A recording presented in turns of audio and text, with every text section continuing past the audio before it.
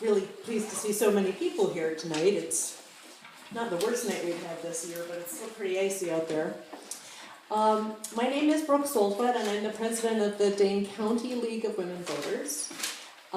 We are in our 99th year now. We've just had our 98th birthday on Valentine's Day. You can see in the program that we were started by Carrie Chapman Catt, who was from Wisconsin. And so our league, which was originally the Madison League, was started at the very beginning of when the league was founded, when women got the right to vote. And over the years, there have been chapters, or we don't really call them chapters, but there have been leagues in Stoughton and in Middleton, and eventually we just kind of merged to cover all of Dane County, so we include you. Most of you probably have heard of us, yes? Yes. Yes, okay. So we do primarily voter outreach, but in addition to wanting to ensure that everybody has a right to vote, we want to be sure that they're educated so that when they vote, they're making sensible votes and educated, informed votes. So in addition to all the kinds of outreach work that we do in voting, we have, through most of the kind of academic year, we have monthly forums. And at our forums, we have usually more than one speaker. We try to have not so much representing different views, but perspectives across whatever the topic may be. And we prepare study materials for our members so that they can read background material ahead of time, go to the forum, hear what the speakers have to say, take questions and answers, and then later in the month meet in smaller groups to discuss these questions or problems, come up with ideas, and maybe think of projects that we might want to take on as a league. We are actually in the process of having to move out of our long-term office space, and so I've been spending some time in our basement looking through all of the old newsletters and projects and publications that were put together back in the heyday when most women who were really smart and really well educated were not employed outside the home, and they were putting all of their brain power into these political projects. And I'm just overwhelmed by what I'm finding in the basement. But one of the things that I learned is that at one point there were units that met in almost every neighborhood all over Madison and the surrounding cities. And this was where a lot of women, with their small children, got together to talk over important issues with other smart women who cared about what was going on. So these days we find that our demographic is largely retired and gray and still smart and still energetic, and we're working hard to try to bring some of the younger people in. Women have a lot more places that they can put their time and talents besides the league, but I think with maturity, a lot of them come back to us or come find us. So just to give you a quick rundown on some of the projects that we're doing now to try to reach out to voters. I'm sure you all know that our election laws have changed since 2011, and even before then they were changing. For a while there, pretty much every election was a whole new set of rules because new laws were implemented, judges were saying no, other judges were saying, well, maybe. And so training and education has been a real challenge for us. And there's still an incredible amount of misinformation, disinformation, and confusion. If you are a middle-class white person who drives, pretty much nothing has changed for you. You've got a license.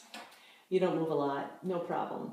If you're a student, if you're young, if you are poor, if you have moved here from another place, if you're old, if you're infirm, if you can't get to the motor vehicle department to get a driver license or ID card, you're kind of out of luck, because now you have to have one of a really limited number of IDs.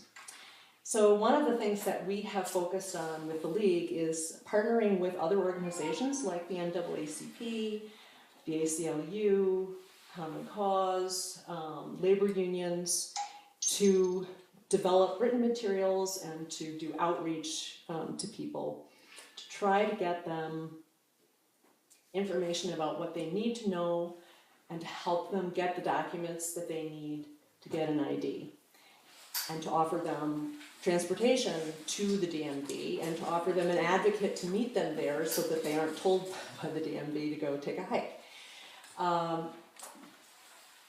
It's really very satisfying work, but at the same time it's really demoralizing at times to see how many barriers there are to people who just want to vote, which most of us just take for granted. We have programs where we reach out to senior centers and senior housing complexes to make sure they understand about things like the ability to get a permanent absentee ballot. That means if you have, because of infirmity or age, you find it difficult to get out to the polling place, you can get an absentee ballot sent to you in every single election for the rest of your life until you stop returning them, and you don't need to show a photo ID. We have programs in libraries to use the opportunity when someone comes in and gets a new library card or changes the address on their library card to say, hey, you know, you probably want to update your voter registration, don't you? We can show you how to register to vote. We have programs in the St. Vincent de Paul food pantry, so that we do outreach to people who are going there for services and try to help them, because some of those people are most challenged with maintaining documents and having transportation. We work with the UW and the student people there, and one of our most successful projects has been that at the beginning of every semester they get a free bus pass. So we set up our tables so that when they get their free bus pass, we say, hey, are you registered to vote at your current address? I don't know, am I? And then we help them do that and make sure that they have the voter ID that they need, because students, for the most part, have trouble with that, especially if they're from another state. We work at Edgewood. We work with employers. We set up at Epic and help them because they have so many new people coming in. We work at Spectrum Brands, at University Hospital, pretty much anywhere that asks us. We try to find the people to do it. And this year we have started partnering with a national organization called Inspire US to get high school students registered to vote. And Inspire is using big data, big computers, to get students to register with them and to provide them with a text, either phone message or an email address, so that they can now follow these students for the rest of their lives and they can check the voter records and find out, did they actually follow through and register? Did they vote at the next election? They text them ahead of time to say, hey, you know, there's an election coming up for you. They follow them when they go on to their next part of life and try to encourage them to do more organizing and more volunteering. So it's a start early so that you do it for the rest of your life project.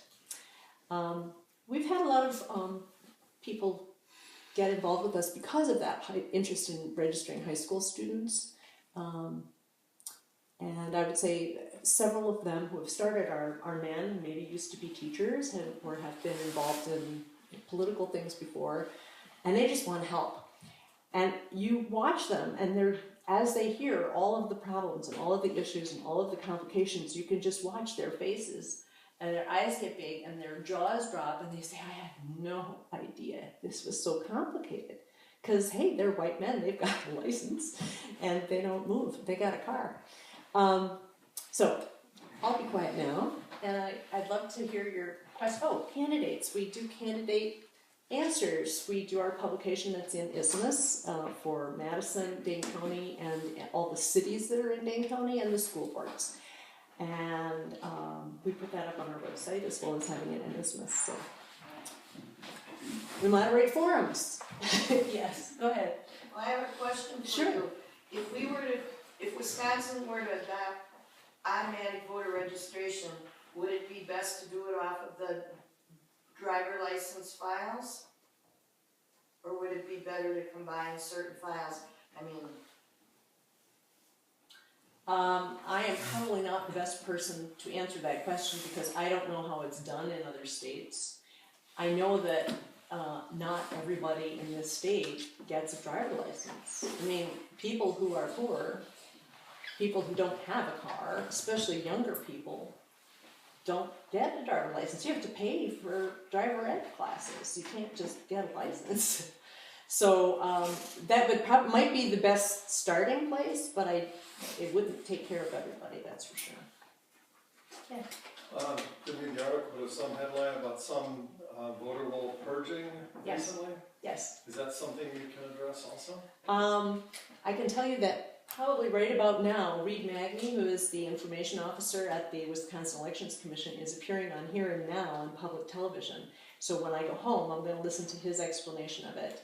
I just came here from the canvass in Madison, which is where they go through all of the inspector statements from the chief inspectors and they process the provisional ballots. And we talked about this a little bit, and I can tell you what I know, and then I'll tell you what I don't know. There's a regular process called 4-year list maintenance that has always gone on, and that is that after each federal election in the fall, they look at all the people who are registered to vote but have not cast a ballot in the last 4 years. The idea being, if you haven't voted in 4 years, probably you have moved or lost interest or whatever, that you're probably not a regular voter. And so they mail postcards to all those people, and if the postcards are returned as undeliverable, you are removed from the rolls. If you return the postcard and say, you know, I'm still here and I still want to vote, then you're kept on. When Wisconsin decided to adopt online voter registration, which went into effect at the beginning of 2017,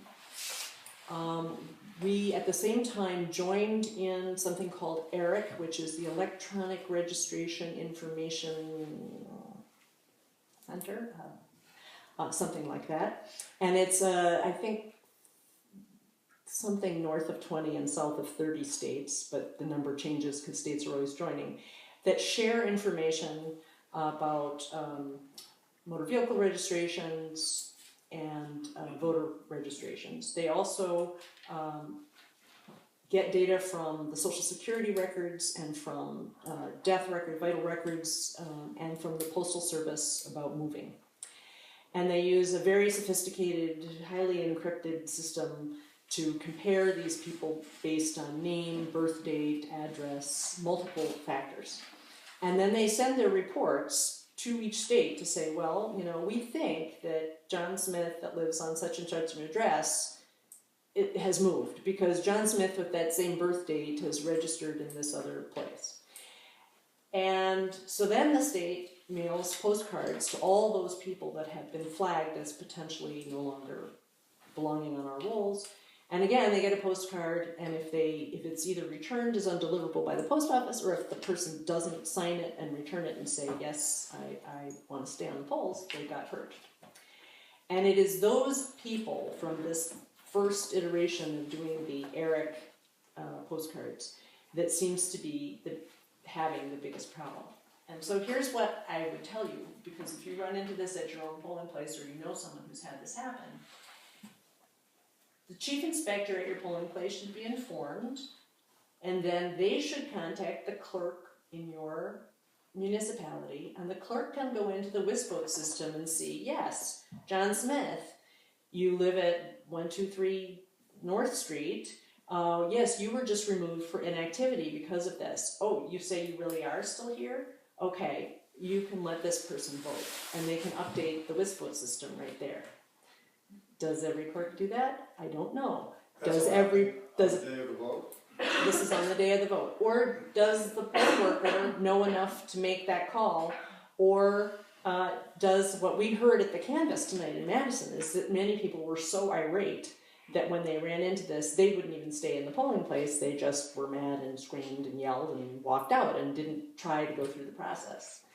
Not everybody has time to go through the process, but a lot of people are sure that they are out to stop them from voting. And I don't know who they is, but they were the same people who parked up all the parking spots to make it hard for people to vote. And they were the people who locked the back door so people couldn't get into our polling place. And they are the people doing this. Voting is an extremely human process, and there are mistakes, and it's not perfect, and we all do our best, and we want to make it as uncomplicated as possible to make it easy to happen, but it's a human process. Yeah. Redistricting, League of Women Voters was very involved in the suit, and wondered if you had any comments on where's it at now? Well, the Supreme Court has heard our case and has agreed to hear several other states' cases, and our forum in April, which will be actually the second Wednesday in April, which is atypical, but scheduling, is going to be Professor Whitford, Bill Whitford, who is the Whitford of Gill v. Whitford, which is the Supreme Court case. So if you want to hear the latest, I hope you could come into Madison on April 11th. We also film all of our video record all of our forums, and we also do an audio podcast of them. So if you go to our website and you don't want to go all the way into Madison to hear them, you can always go to our website and see them after the fact and hear our forums. And we will be posting our study materials for that in a couple of weeks. So you're welcome to pull that down, and we'll have probably a pretty good background analysis of it for you. What was the date again? It's the second Wednesday in April, which I believe Thank you. is April 11th. And we have those at Capitol Lakes Retirement Center, which has parking across the street, and it's at 7 o'clock. I'll also say, I don't know if any of you know about Wiscontext, but Wiscontext is a new news service, I guess you'd call it. It's a project between the Wisconsin Public Television, Wisconsin Public Radio, and Wisconsin Extension. And they are putting out really fantastic pieces on their website, and you can get them on Twitter and on the web, all kinds of places. But they do really deeper analysis of a lot of subjects. And they did a very nice thing on this, our redistricting case, talking to math professors about part of the argument in our case is that it was using a mathematical formula to calculate the degree to which the redistricting did disenfranchise one side versus the other because of the way they did it. And help me remember the name of the term. It's called... Algorithms? No, there's a specific thing. They use packing and they use cracking, and it's called the efficiency gap is the measure. And the idea in this case was that one of the justices, whose name I'm also not thinking of which one it is, said he would be all for interfering if there were some real way to measure that it really was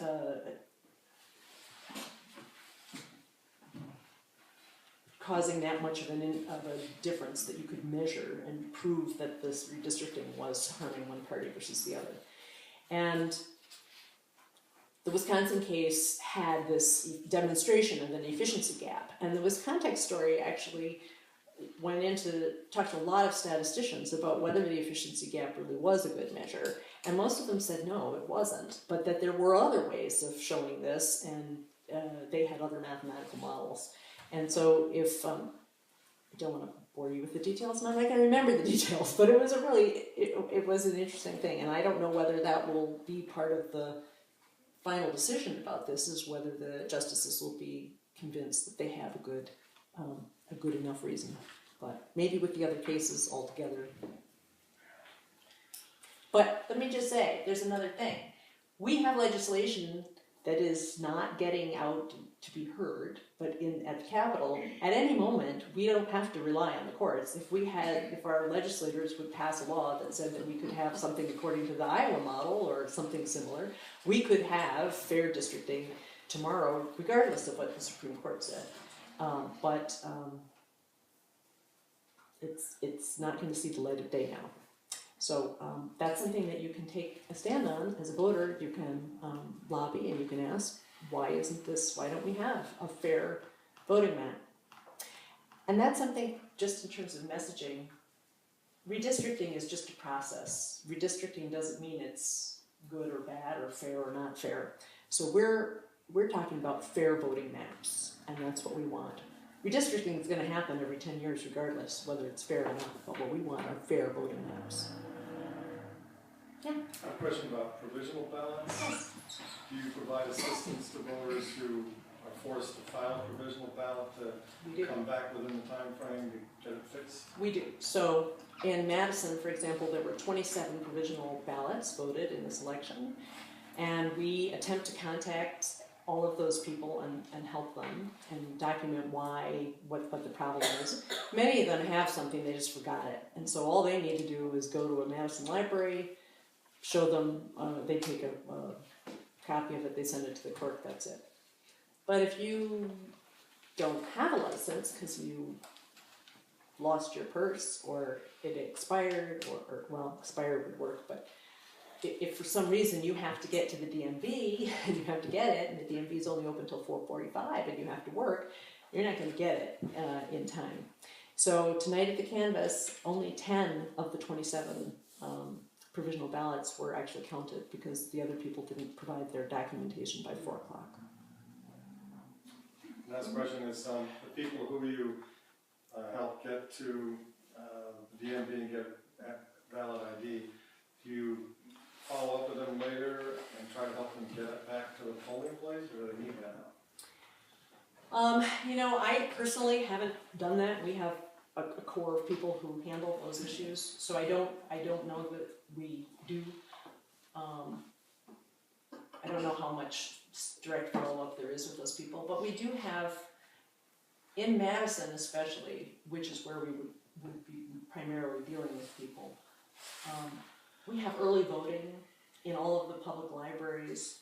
We have early voting on the campuses. We have early voting at the clerk's office for a long period. There are a lot more opportunities to vote than just on election day. And in the city of Madison, Union Cab will provide a ride for any person from their home to their polling place and back for nothing. So transportation to the polls is generally not a very big issue. And that's something a lot of people say, oh, I'll drive people to the polls. We don't actually want private citizens driving strangers to the polls just because we don't want to be involved in the liability of all that. But there are licensed cabs and other ways that serve the purpose without having to worry about that complication. Yeah. As far as the GAB and kind of the purging of some of the people in there, did the league take a stand on that, and what's your thoughts on the matter? We did take a stand on it. Michael Haase, who is the administrator of the Wisconsin Elections Commission, which is the new name for the new organization, got our Voter Service Award 2 years ago for the fine work that he does. And we wrote letters, and we were very much in support, as was almost every human on the planet, other than the leadership in the legislature. He is a remarkable man who has worked hard his whole life for this and has never been partisan in any way that we've ever dealt with him.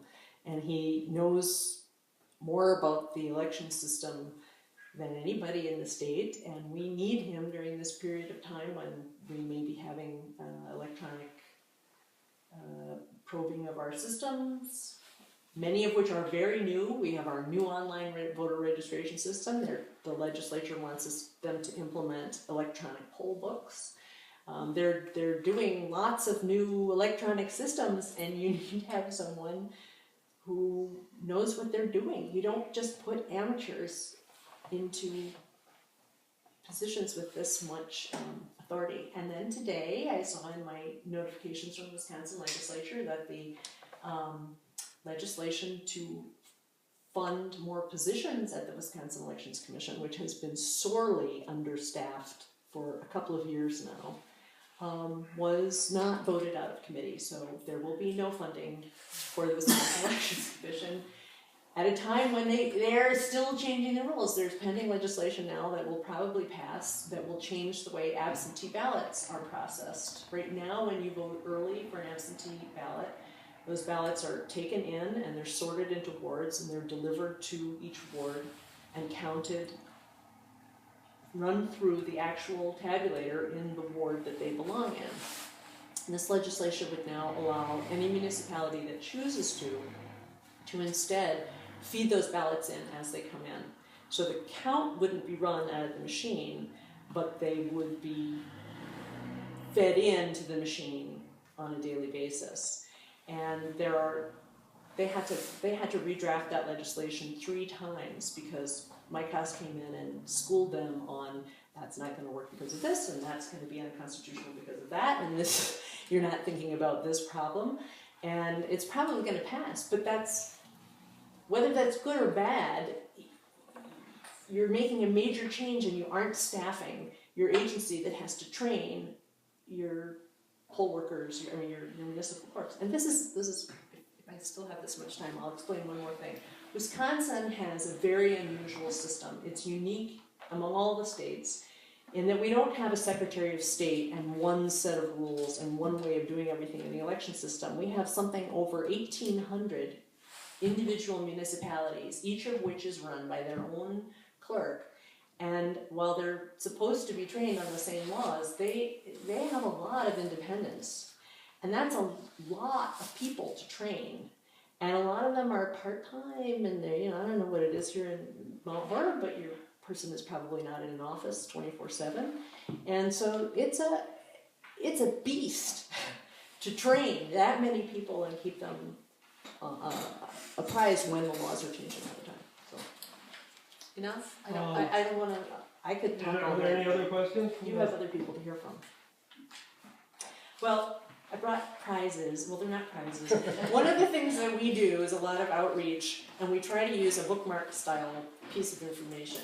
So if any of you are interested, I'm going to leave some of these here, but this is about the online voting system, about voter ID, about where you can get information. So if you know anybody who's a new voter or something and you want to have some. Thank you very so much. for coming.